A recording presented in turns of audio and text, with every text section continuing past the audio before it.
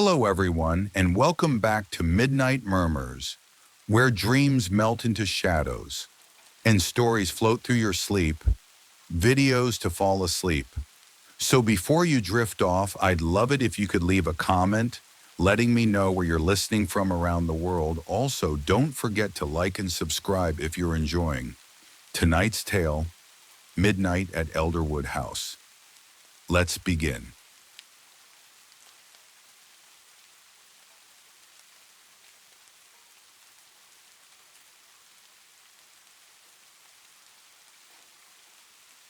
The rain had begun hours before Eliah Merrow's car reached the lonely gravel path leading to Elderwood House, a crooked old structure that barely stood against the dark sky. The headlights flickered against the wet branches as the forest pressed inward. The trees bent and stretched like quiet watchers, almost as if they were warning him to turn back. But the road had long since become too narrow for such choices. Elderwood House had been there for over a century, sitting in the heart of the forgotten countryside, abandoned in the way only certain houses can be. Not empty, but waiting. The house wasn't listed on modern maps anymore, but the letter Eliah had received weeks ago carried its name clearly on yellowed parchment, the ink slightly smudged, the handwriting almost too neat. The invitation had no signature, no sender's address, only the words, "Come before midnight. The house remembers." The clock in his car blinked 11:42 p.m. As the wheels crunched onto the overgrown path, the house came into view, standing against the rain-soaked night, tall and sharp, as if the architecture had been designed not to shelter, but to watch. Eliah parked, the engine ticking softly as the rain tapped against the windshield. For a moment he sat still, staring at the faint glow behind the upper windows, light, pale, and unsteady, as if a candle flickered somewhere deep inside. The wind carried the scent of wet earth and decaying leaves, mixing with something colder, metallic, a scent that didn't belong to the rain or the soil. Stepping out of the car, he pulled his coat tighter, boots sinking slightly into the soft ground as he approached the worn steps leading to the heavy oak door. The door stood slightly open, not wide enough for a person, but open just enough to let the cold air slip out, carrying with it something else, something older. The faint trace of forgotten voices, layered so thinly into the air that he couldn't tell if he'd truly heard them or only imagined. He pushed the door gently. The hinges didn't groan. The wood didn't creak. It opened with the silence of something expecting him. The hallway stretched ahead, long and dim, lined with portraits whose faces were half lost to shadow. The floor beneath his feet was solid, but the walls seemed to pulse faintly, as if the house was breathing, adjusting, settling into his presence. At the far end of the hall, an old grandfather clock stood, its face cracked, the hands frozen at 11:59. And yet, the soft tick-tick-tick echoed through the house, slow, steady, as if the clock was counting down something far more personal than time. Eliah stepped forward, the sound of his own breathing loud against the stillness. A cold draft whispered past his ear. No source, no open window, only the sensation of being noticed. The house was awake, and midnight hadn't arrived yet. Eliah moved deeper into the hallway, each step slower than the last, as if the air around him had thickened, growing heavier with every inch forward. The tick-tick-tick of the grandfather clock grew softer, as though the house didn't want him to hear the final moments before midnight. The walls were lined with old wallpaper, its faded floral patterns barely visible under the flicker of the single overhead light. The bulb swayed gently, but the air around it was still. No breeze, no open door. Just motion, uncaused. As he passed one of the portraits, he glanced at the face staring out from the dark frame. The woman's painted eyes seemed dull, yet oddly alive, as if the canvas had remembered more than it showed. Her lips, thin and faintly curved, almost suggested a smile, but it wasn't the warm kind. It was the kind that knew something he didn't. The hallway opened into the sitting room, where ancient furniture sat untouched under white dust covers, the shapes beneath them looking more like slumped figures than chairs. The fireplace was cold, but the ashes weren't. The faint scent of burnt wood still lingered, fresh enough to suggest it had only recently died. His phone vibrated. A single notification. No service. It hadn't rung. It hadn't connected since he entered the house. The digital clock on the lock screen showed 11:59. Frozen, just like the old grandfather clock. Locked in the moment before something happened. The floorboards creaked behind him, slow, deliberate, not like the natural settling of wood, but like footsteps, cautious, testing their weight, moving closer. Eliah turned sharply, but there was nothing. Only the long, dim hallway stretching back toward the open door. Except the door was no longer open. The soft sound of paper shifting caught his attention. On the side table lay an old leather-bound book, open to a page that held no writing, only a name written in faint, fading ink. His name, Eliah Marrow. The date below it was today's. A whisper, dry and distant, floated through the room, low enough to sound like wind, clear enough to understand. Now you belong to the night. The clock didn't strike midnight. It didn't need to. The house already knew the hour.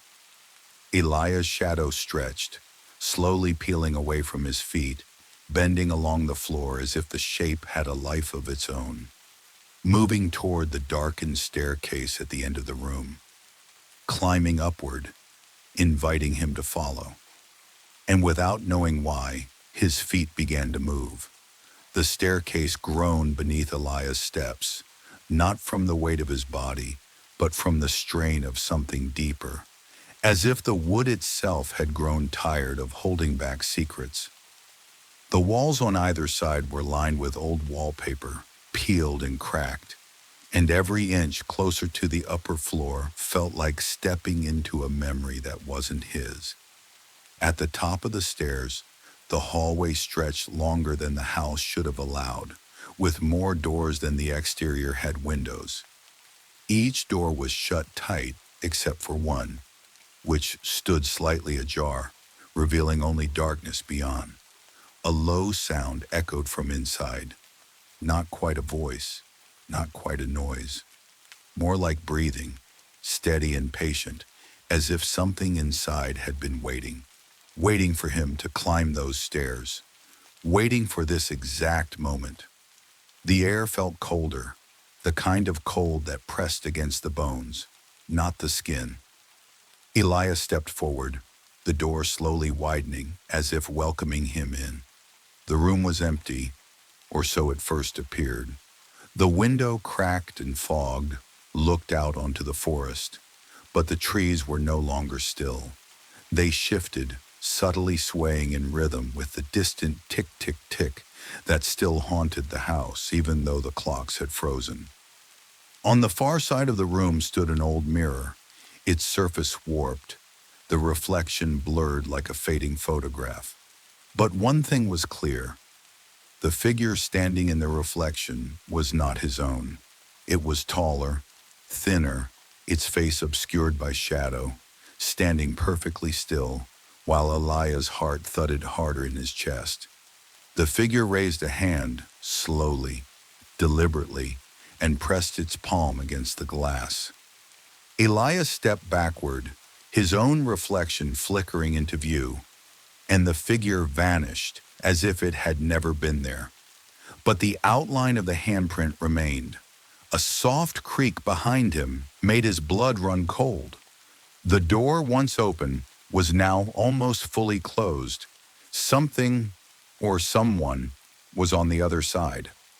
A voice whispered through the crack, dry as old paper. "Not all who enter leave. The house remembers." Eliah reached for the door, but it closed before his hand could touch it, locking him inside. The light dimmed, the walls seemed to lean closer, and the mirror no longer showed the room behind him. It showed the attic. And in the attic, something was moving. The house was guiding him, and the night was far from over. The room grew quieter, the kind of silence that isn't empty, but crowded with unseen things holding their breath, waiting. Eliah's eyes stayed fixed on the mirror, watching the attic unfold inside its warped glass. Faded wooden beams, cobwebs hanging like thin curtains, and in the center, an old trunk, slightly open, something shifting inside it, too slow to be wind, too heavy to be imagination. His body moved on its own, as if the house itself had whispered into his bones, and his hand found the door's handle again. It twisted freely this time. The hallway beyond looked the same, but the air wasn't. The scent of old wood had been replaced by something colder, damper, like earth freshly disturbed, as if something buried had been unearthed. The floor creaked less now, as if the house approved of his obedience, guiding him down the endless hallway. The attic door was at the very end, a hatch in the ceiling with a long, thin cord hanging down, swaying slightly, even though no air stirred around it. He reached for it, and the moment his fingers brushed the rope, the entire house seemed to inhale, a long, slow, soundless breath. The hatch creaked open by itself, and a cold draft crawled down like invisible fingers, brushing against his face. The attic stairs unfolded, thin wooden steps descending into the hallway, each one coated in dust, except for a single footprint, a bare foot, not his, not recent, but fresh. The space above was dark, darker than any shadow he had ever seen, as if light itself refused to exist there. His legs moved first, climbing the steps, one by one, slow, careful, listening. Each step felt less like climbing and more like sinking, as if the attic was swallowing him whole. When he reached the top, his eyes adjusted to the blackness. Or maybe the blackness adjusted to him. The room was small, smaller than it looked from the outside, and yet it felt infinite. Shapes moved in the corners of his eyes, shapes that vanished the moment he tried to see them clearly. In the center, the trunk sat waiting, the lid slightly ajar, the contents hidden in the gap. His hands shook as he reached for it, the wood cold under his fingers, colder than ice. He lifted the lid slowly. Inside, laid neatly, was an old photograph. Yellowed, its edges curled and brittle. In the picture stood a family, a mother, a father, and a small child, all standing in front of Elderwood House, but their faces were blurred, smeared as if the photo had melted at the exact spot where their eyes should have been. Behind them, visible through the attic window in the photo, was a shadow, tall, watching, familiar. The same shadow from the mirror. A dry voice whispered, not from the room, but from inside his own mind. "You've always lived here, Eliah. You've always belonged." And as the last word echoed, the floor beneath him vibrated softly, the boards shifting as if adjusting, making space. For him. The photograph slipped from Eliah's trembling fingers and landed face down on the attic floor, the soft thud sounding louder than it should have in the suffocating quiet. He knelt slowly, turning it over once more, only to find the image had changed. The family was gone. The shadow was gone. Only the empty house remained in the picture, its windows dark and hollow like blind eyes staring back at him. The longer he looked, the more certain he became that the photograph wasn't still. Subtle shifts, flickers, like the house inside the frame was breathing. A sharp creak echoed behind him, the sound of a single footstep across the attic floor. Eliah froze, every nerve in his body screaming to move, but his limbs felt heavy, anchored by invisible hands. Slowly the sound came again. Another step, soft but deliberate. Turning his head with all the strength he could gather, he glanced over his shoulder. The attic, dim and cold, remained empty, but the scent of earth, damp and old, grew stronger. The wooden boards beneath his knees felt softer, as though the house itself was changing, its bones shifting to trap him within. And then the ticking returned, soft, distant, like a heartbeat muffled behind walls, but growing clearer with every second. It wasn't the clock, it was coming from beneath the floor. Eliah stood, his gaze drawn toward the small attic window. Outside, the moon was gone, swallowed by an unnatural fog that pressed against the glass, like a living thing trying to seep through. Shapes moved within the mist, tall, thin figures drifting soundlessly, circling the house in a slow, endless loop. The whisper returned, dry as autumn leaves. You were never meant to leave. A gust of air, cold and sharp, rattled the attic window. The trunk behind him slammed shut on its own, the sound slicing through the silence. The floor beneath his feet seemed to pulse once, like a slow heartbeat, and the photograph lying on the ground caught his eye again. This time, it was showing something new. Him, standing in the attic, holding the same photo, frozen in the exact moment he was living. But over his shoulder in the photograph, a shadow leaned closer, slowly, patiently. Eliah turned, and the attic was empty, or so it seemed. The whisper was now closer, no longer hiding in walls or floors. It was inside his ears, inside his thoughts. You've come home. The house, alive and sentient, had not just been watching him, it had been waiting for him, and now it had him exactly where it wanted. The night stretched on, timeless and still, and the attic's shadows deepened. The boundaries between dream and waking life blurred, and Eliah could no longer tell if he was awake or still trapped inside the photograph. And the house dreamed on.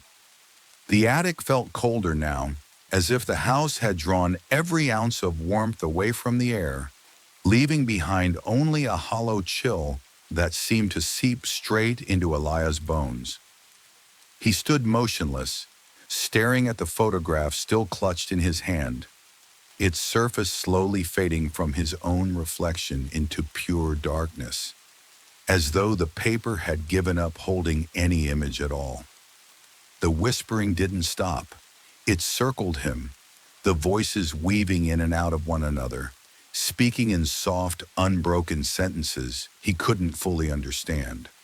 But one word repeated over and over, threading itself through the maze of sounds. Stay. A sound below, faint and distant, the creak of the front door, though he was sure he had locked it when the storm started. Or had he? Memory, suddenly fragile, began to blur at the edges. It was like his mind and the house were no longer separate things. His feet moved on their own, leading him down the attic steps, the wood groaning beneath him as though it disapproved of his hesitation.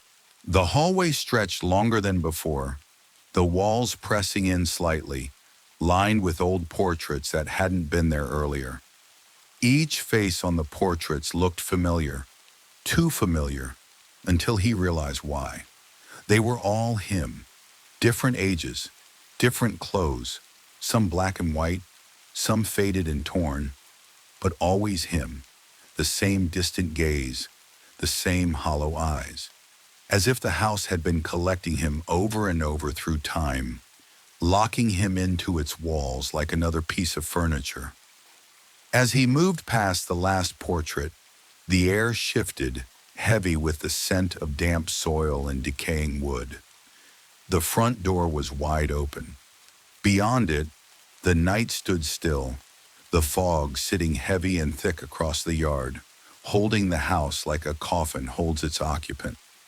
And then the sound came, the clock chime. But it wasn't midnight anymore. It was 13. 13 slow, heavy chimes echoed through the house, a time that shouldn't exist. The walls pulsed with each sound, and shadows stretched longer with every toll, bending and twisting in ways that defied the rules of light. The house was no longer content with watching.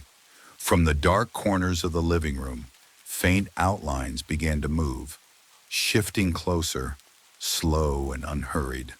The silhouettes were tall, thin, and wrong.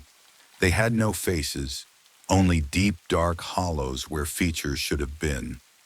And one of them stepped forward, lifting a pale, skeletal hand, holding a mirror. Inside the mirror, Eliah saw himself standing at the threshold, unmoving, staring into the glass. But behind him, in the mirror world, the attic door was open. Something waited at the top of those stairs. Something with his voice, whispering his name over and over, as if it had been practicing for years. The realization dawned slowly. He hadn't left the attic at all. The house had tricked him. The hallway, the portraits, the open front door. All part of the same looping dream the house was weaving around him, pulling him deeper each time. The clock chimed again. 13. Again and again. The night wasn't moving forward. Time was broken here, and the house, still dreaming, had no intention of letting him wake up.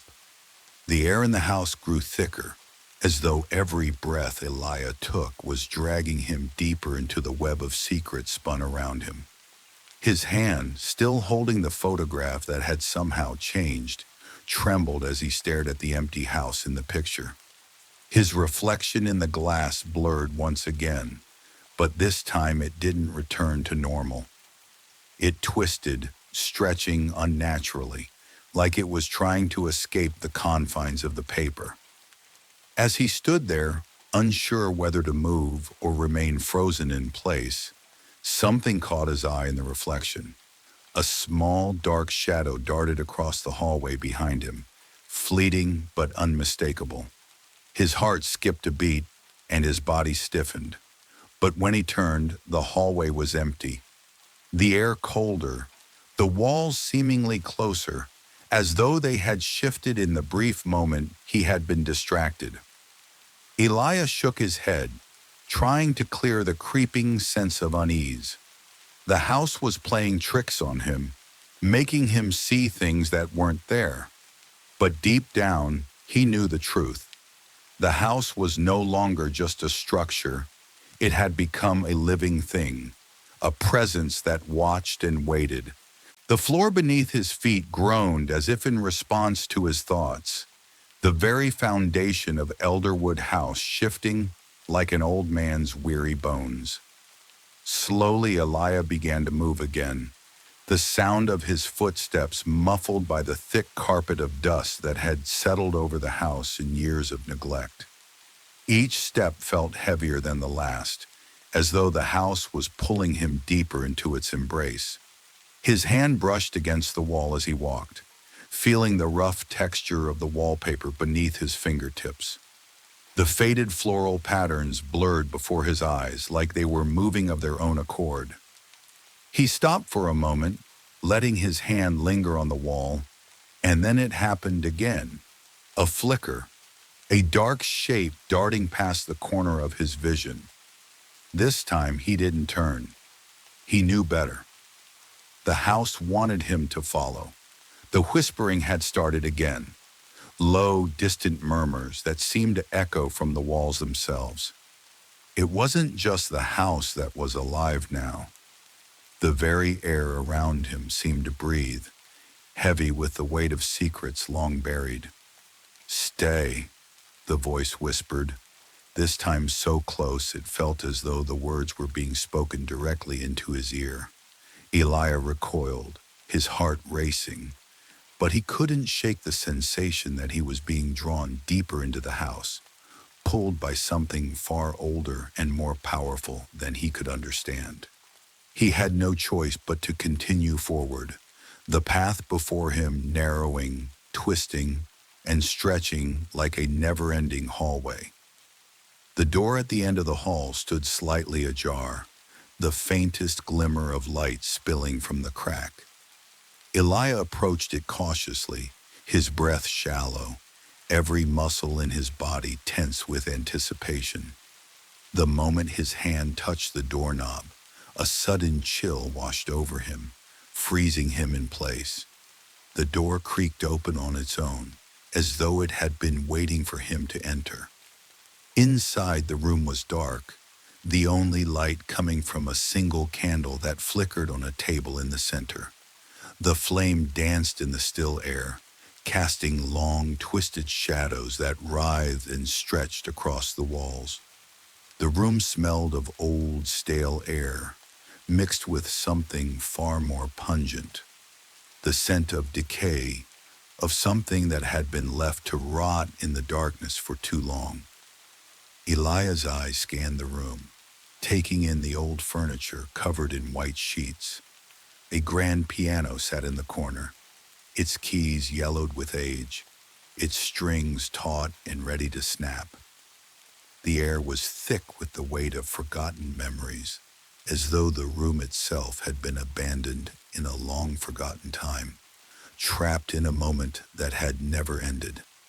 And then Eliah noticed it. In the far corner of the room, behind an old armchair, stood a mirror. It was large, its frame ornate, covered in the same dark, intricate patterns that seemed to crawl across the walls of the house. The reflection in the mirror was faint, distorted, but Eliah could make out something moving inside. A figure, tall and thin, standing perfectly still, its face hidden in the shadows. His heart skipped a beat as he realized what it was. It was him, his own reflection, distorted and twisted, but undeniably his. The figure in the mirror raised its hand, slowly, deliberately, and pressed it against the glass, as if beckoning him forward. Eliah's hand shook as he reached for the mirror, his reflection following suit, mirroring every movement. But the moment his fingers touched the cold surface of the glass, the world around him seemed to blur. The floor beneath his feet wavered, the walls bending inward, and the air thickened, pressing against him like the weight of 1,000 years. The mirror began to crack, slowly at first, then faster, the fractures spreading across its surface like spiderwebs. The figure in the mirror smiled, its lips curling into a grotesque grin that didn't belong to him, and its eyes, those hollow, empty eyes, seemed to peer straight through him. "Welcome home," the voice whispered, its tone low and guttural, echoing through the room. Suddenly the house groaned, its timbers creaking as though it was coming alive, the very walls shifting and groaning in agony. The floor beneath Eliah's feet trembled, and a loud crash echoed from above. Something was moving, something was coming down the stairs. The house was awake, it was hungry, and Eliah was its next meal. The crash from above rattled through Eliah's bones, a deafening sound that filled the entire house, vibrating through the walls and the floorboards. It was not the sound of something falling by accident. It was deliberate, the kind of noise made when something heavy, something ancient, was moving with purpose. His heart pounded in his chest. his mind racing with the knowledge that the house was no longer just a passive observer. It was alive, sentient, and it was playing with him. Every corner he turned, every whisper he heard, every shadow that moved in the corners of his eyes, it all led him deeper into its grip. Eliah tried to steady his breath, but it came in ragged gasps, as though the air itself was trying to choke him. He couldn't see anything beyond the dim flicker of the candle. The shadows of the room stretched and distorted, swallowing the light. The mirror was still there, its reflection fractured, but the figure in it was gone. He dared not look back. The sound from above grew louder, heavier, as though something was descending toward him, its footsteps echoing in the silence, slow and deliberate. Each step was a countdown, each movement a promise of something far worse than he had imagined. He had to leave. He had to get out of the house before whatever it was found him. But as he turned to leave the room, the door slammed shut with a force that nearly knocked him off his feet. The walls trembled, and the air grew colder, a biting chill that seemed to seep into his bones. His breath misted in the air, but it was not just the cold. It felt as though the house itself was exhaling, its very essence pushing against him, refusing to let him escape. He ran to the window, but the heavy curtains refused to budge, as though they had been nailed shut. His fingers fumbled for the latch, but it was useless. The window was sealed tight, a barrier between him and the outside world that mocked him, trapping him inside. "Let me out!" Eliah screamed, his voice echoing through the empty room. His pulse raced as he pounded on the window, his knuckles raw from the effort. But the house offered no response, no mercy. It was indifferent, cold, and all-encompassing. The sound of footsteps above him grew louder still, and then silence. An unbearable stillness settled over the house, thick and oppressive. The air was heavy with anticipation, like the calm before a storm, and Eliah knew deep down that whatever was coming next would be far worse than anything he had yet encountered. A low moan escaped the floorboards beneath his feet, a soft, eerie sound that reverberated through the room. It came from the shadows, from the dark corners where the light could not reach. And then slowly, as though it was creeping toward him, the moan turned into a voice, faint, barely audible at first, but growing louder with each passing second. "Eliah, come closer." It was his name, but it wasn't his voice. It was deep, guttural, like the sound of something long dead, rising from the grave. The voice seemed to come from the walls, the floor, the very air around him. It surrounded him, filling every corner of the room. Without thinking, Eliah turned back to the mirror. His reflection was there again, but this time it was different. The figure standing in the mirror was no longer a mere shadow. It was a full presence, tall, thin, and shrouded in darkness, its face hidden in the folds of its tattered cloak. "Come closer," the voice repeated, but this time it was not just an invitation, it was a command. The reflection in the mirror raised its hand once more, and Eliah, against his better judgment, found himself stepping forward. It wasn't just curiosity that drove him. It was something far more powerful, an insidious force that was calling to him, drawing him in like a moth to a flame. The moment his fingers brushed against the surface of the mirror, the air around him shifted. The room seemed to collapse inward, as though the very fabric of space was warping. The walls stretched and buckled, and the floor beneath his feet gave way, opening up into a vast, dark chasm. Eliah stumbled forward, his hands reaching out for something to hold on to, but there was nothing. only darkness, and then nothing. When Eliah opened his eyes, he was no longer in the room. The world around him was different, distorted in a way that made it difficult to focus. The shadows were deeper, the air colder, and the silence was absolute. It felt like he was in a place that didn't belong to this world, a void where time had no meaning, and space was a mere suggestion. He tried to move, but his body felt heavy, as though it was weighed down by unseen forces.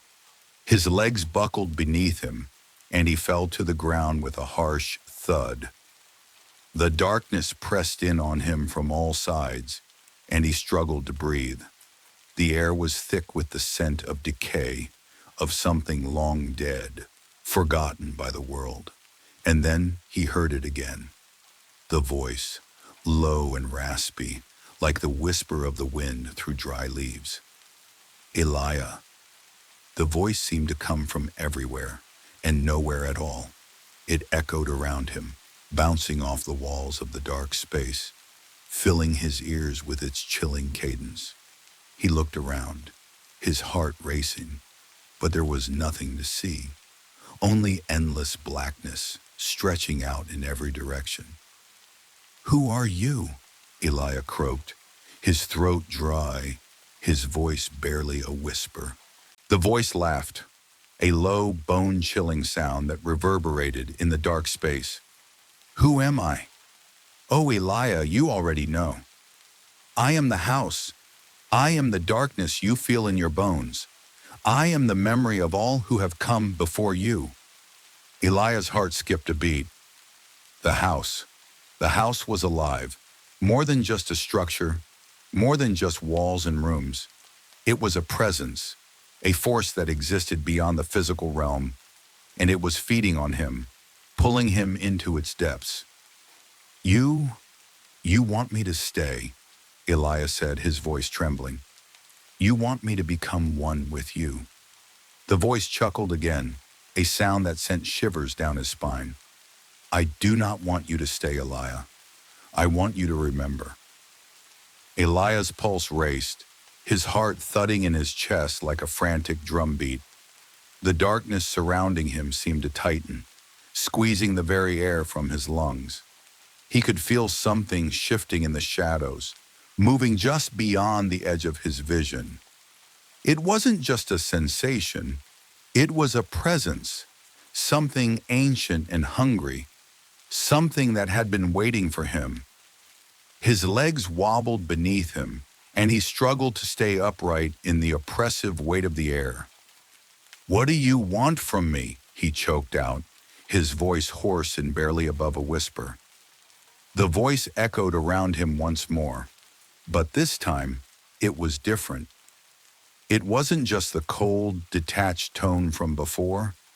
It was warmer, more intimate, as though the house itself was speaking directly to him, whispering secrets only it knew. "I want you to understand, Eliah," it crooned, its tone slithering into his mind. "I want you to see what has been hidden from you. You've walked into my domain, and now you will know what you have awoken." The shadows around him seemed to pulse in rhythm with the voice, shifting like living things. The air grew colder still, thickening with the scent of rot and mildew. Eliah shuddered, fighting the urge to curl into himself, but something held him upright. Something within the house was forcing him to look, to witness. I don't understand," he whispered, his eyes darting through the inky blackness. "I've only been here for one night. Why are you doing this?" A low, sorrowful sigh filled the space around him. "One night? Oh, Eliah, it's not about time. You're not just here for one night. You've always been here. You've always been mine." The words hit him like a wave, washing over him, drowning him in confusion. "What do you mean? This isn't real. I've never—" The voice cut him off sharply, a jagged edge of finality in its tone. "You've always been here, long before you set foot inside these walls, long before you heard the whispers or saw the shadow in the mirror. The ground beneath him seemed to shift, the surface warping like liquid. He stumbled forward, caught off guard, but his feet remained steady, as though the ground had locked him into place. The darkness didn't just surround him, it enveloped him, clinging to him like a second skin.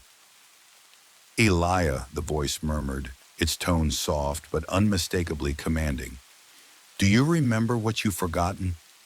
A sharp pain pierced his skull, a violent stab of pressure that made him gasp. His head spun, and flashes of fragmented memories surged through his mind. Images of his childhood, faces he didn't recognize, places that had never existed. His thoughts twisted, slipping further out of his control.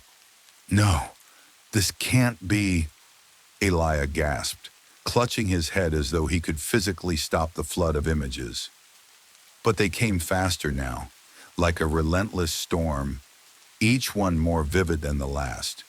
A woman's face, a soft, warm smile with eyes full of sorrow, flickered before him. She reached out, her hands trembling as though she were desperate to tell him something, to warn him. But before he could grasp her, she vanished into the shadows. Then a door. A heavy wooden door, its frame weathered and cracked, and a name spoken in a whisper that sent chills down his spine. Eliah. His own name, but it was different, distant, calling him, urging him toward that door. "Stop it!" Eliah shouted, his voice breaking as he staggered backwards, trying to shake the images from his mind. But the more he fought, the more they grew. The memories were like chains, binding him to a past he couldn't understand, couldn't escape. "Eliah," the voice whispered, now almost a gentle hum, wrapping itself around him. "It's time to remember. All of it." A flash of fire, blinding, consuming, ripped through his vision. He was standing in a room he didn't recognize, a place filled with shadows that seemed to writhe, alive and hungry. He could hear someone crying, pleading for help, but the voice was muffled, lost in the smoke that filled the room. "Eliah!" The cry was clearer now, more distinct. It was coming from the woman, the same woman from the memories. She was there, in the smoke, reaching for him. But then, the fire roared louder, and the woman was gone, swallowed by the flames. Eliah staggered back, his breath coming in ragged gasps. His chest burned with the weight of the memories, the pain, the loss. And then, as suddenly as the vision had come, it stopped. The darkness returned, and he was standing in the void once more. "Do you understand now?"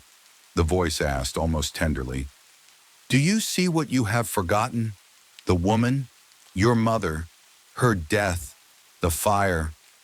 The house remembers everything, and so do you." Eliah's knees buckled beneath him, and he collapsed to the ground, his hands clutching his face as the tears began to fall. The weight of the memories, the realization of what had been lost, crushed him.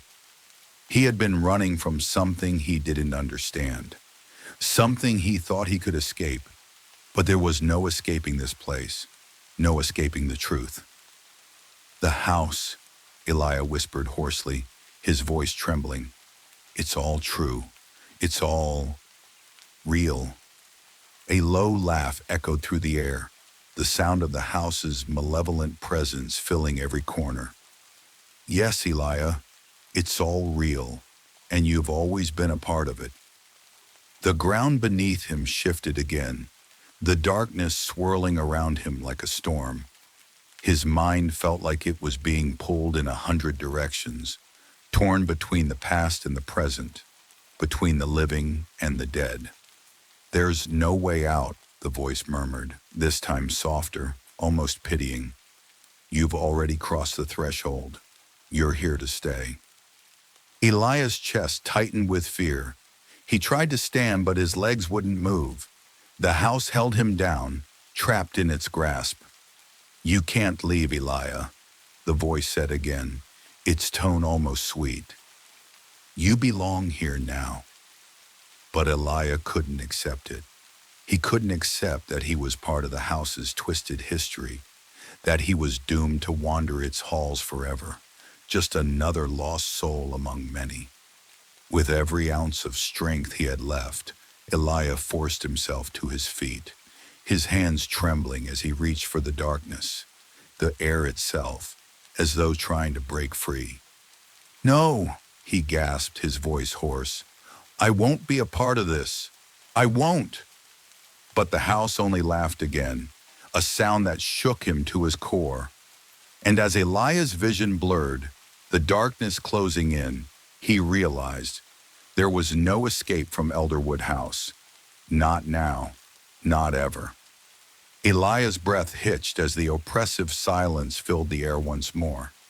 His mind, still reeling from the flood of memories, struggled to find a sense of reality in the midst of the chaos. His body felt heavy, as if the darkness around him were slowly suffocating him, pulling him deeper into its grasp. Every step he took seemed to sink him further into the void. The walls of the house were no longer solid. They seemed to ripple like a living thing, shifting and warping as if the house itself were alive, feeding on his fear. "Eliah," the voice came again, this time softer, more insistent, as if it were right next to him, breathing into his ear. "You can't escape. You've been brought here for a reason. Your mother's fate, your fate, they're all tied together." He stumbled forward, his fingers scraping against the walls for support, but the house refused to offer him anything. No comfort, no escape. Just a crushing weight pressing down on him, forcing him to confront the reality of his past. The memories of the fire, of the woman who had once held him in her arms, began to blur again. His mother's face, the warmth in her eyes, the softness of her voice, now felt distant, almost unreal. It was as if the house had stolen her essence, erasing her from his mind and replacing her with the darkness that surrounded him. "Don't you remember?" the voice whispered again, its tone laced with mockery. "You were there when it happened. You were the one who watched her burn." Eliah's stomach twisted. The words hit him like a punch, a blow he couldn't avoid. He had been there. He had seen it all. The flames had consumed her, consumed everything, and he had done nothing. He had been a child, too scared to move, too frozen to save her. "No!" Eliah shook his head, his eyes wide with panic. I couldn't." But the voice pressed on, relentless, unyielding. "You were there, and now you're here, just as you always were meant to be." Eliah fell to his knees, his hands clutching his head as though trying to block out the truth. But there was no escape. The darkness, the voice, the house, they all knew. They had always known. "Eliah," the voice now held a hint of pity, as though it felt sorry for him. "You can never undo what's been done. You can't change the past, but you can understand it. You can finally see the truth." The walls around him seemed to close in, the air thickening, suffocating him. And then, through the haze of fear and confusion, he saw it. Through the cracks in the walls, a faint light flickering in the distance. A doorway, a way out. The light beckoned him, its glow faint but unmistakable in the ever-present darkness. It felt like a lifeline, a way to escape, to break free from the hellish grip the house had on him. Eliah pushed himself to his feet, his legs trembling beneath him, his breath shallow and erratic. He had to reach it. He had to get to that door. With every step, the darkness seemed to fight against him, pulling at his limbs, dragging him back into the shadows. But Eliah ignored the sensation. He couldn't stop now, not after everything he had learned. The truth was there, just beyond his reach. He had to find it. The walls around him groaned, as though the house were protesting his escape. The temperature dropped even further, frost spreading across the surfaces, curling around his ankles like icy tendrils. His heart pounded in his chest, the beat thundering in his ears as he neared the doorway.